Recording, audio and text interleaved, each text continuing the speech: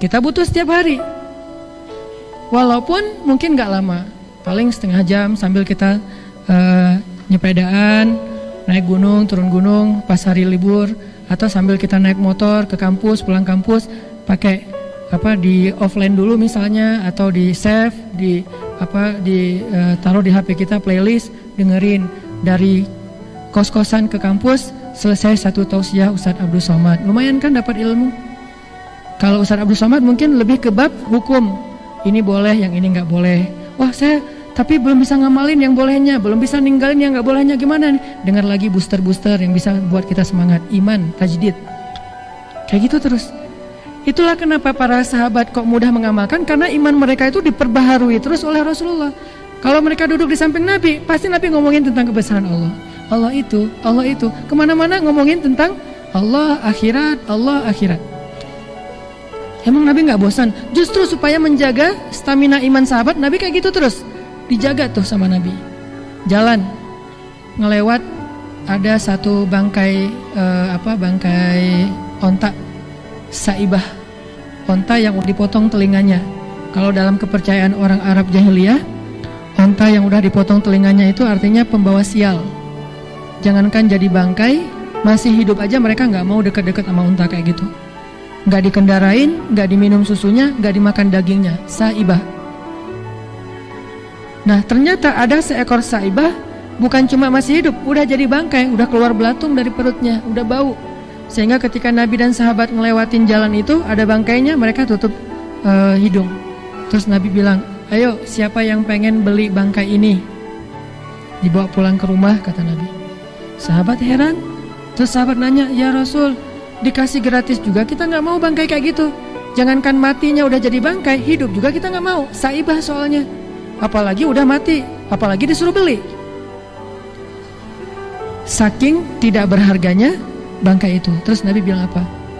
Sesungguhnya dunia di mata Allah lebih rendah nilainya daripada bangkai ini di mata kalian. Ada analogi. Oh, jadi nambah lagi iman. Jalan lagi nih, Nabi lagi touring sama sahabat. Touring. Makanya saya bilang banyak main, banyak manfaat. Nabi main sama sahabat touring, jalan bareng-bareng. Satu kafilah gede, lewatin padang pasir. Padang pasir itu kan kayak kita ke hutan belantara yang gak ada lampu, jadi langit kelihatan jelas terang gitu. Malam itu malam purnama. Bulan purnamanya itu sempurna, gede bulannya, warnanya sempurna, tidak ada awan satupun, cerah, bening.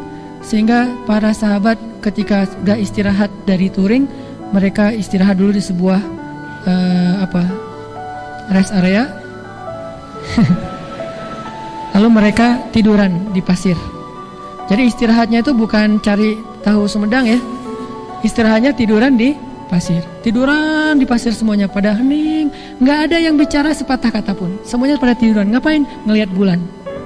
Tidur, bayangin orang tidur jumlahnya ribuan. Tidur semuanya ngelihat bulan sambil istirahat. Tiba-tiba Nabi ngomong, wahai sahabat-sahabat, apakah kalian suka melihat bulan itu? Kata mereka, suka-suka ya Rasulullah. Maka sesungguhnya seperti itulah penduduk surga melihat wajah Allah nanti di dalam surga. Nambah lagi iman. Dicas terus sama Nabi.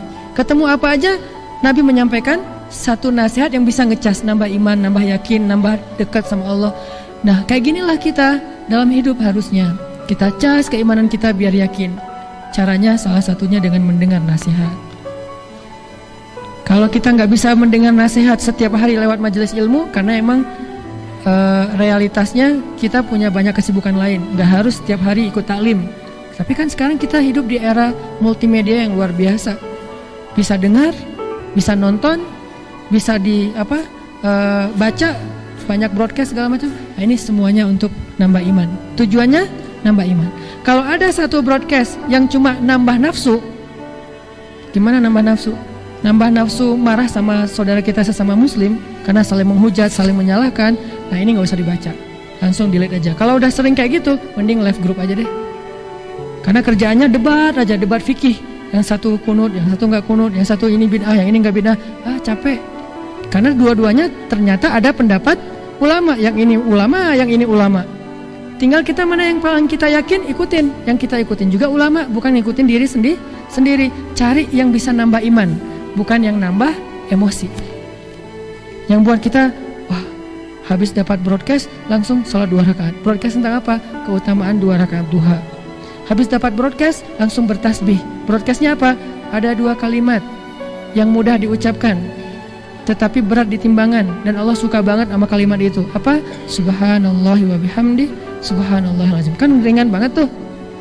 Kita baca nih, wah, subhanallahi wa bihamdi, subhanallahil azim. Enak kan? Diingatkan.